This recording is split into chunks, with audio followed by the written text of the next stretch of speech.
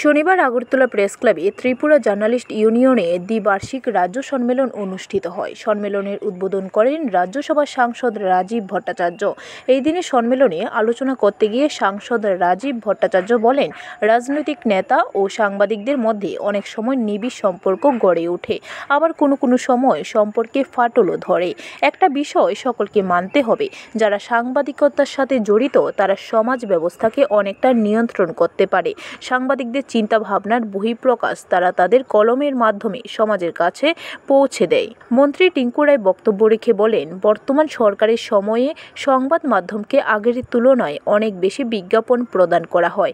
সাংবাদিকদের অ্যাক্রিডিটেশন কার্ডের নিয়ম পরিবর্তন করে বৈদ্যুতিন সংবাদ মাধ্যমের সাংবাদিকদের অ্যাক্রিডিটেশন কার্ড প্রদান করা হয়েছে। সাংবাদিকদের পেনশন 2,000 থেকে বৃদ্ধি করে 10,000 টাকা করা হয়েছে। সাংবাদিকের অবর্তমানে পারিবারিক পেনশনেরও ব্যবস্থা রয়েছে।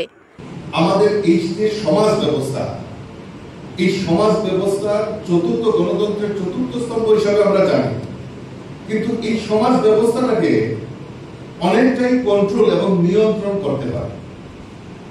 কিভাবে নিয়ন্ত্রণ করতে পারে? যে তাদের যে বুদ্ধিমত্তা এবং তারা যে চিন্তা ভাবনা, তাদের যে চিন্তা ভাবনার বহিঃপ্রকাশটা আমাদের এই যে আমাদের কলমের মাধ্যমে আমরা সমাজের কাছে পৌঁছে দিই বার্তা। আমাদের এই রাজ্যে মাননীয় মন্ত্রী এখানে বসে রয়েছে। আমাদের এই রাজ্যে আমাদের সরকার প্রতিষ্ঠার একটা পরিবর্তনের বাতাবরণের পর এই রাজ্যে একটা নতুন সরকার প্রতিষ্ঠা হয়েছে এবং এই সরকারের ভূমিকা কি, এই সরকার কি চাইছে এবং আগামী দিন এই সরকারকে পরিচালনার ক্ষেত্রে কি কি নির্ণায়ক ভূমিকা নিতে হবে, কি কি চ্যালেঞ্জের মোকাবেলা করতে হবে, কারা নির্ণয় করবে? সরকার তো আর একা চিন্তা করতে পারবে না।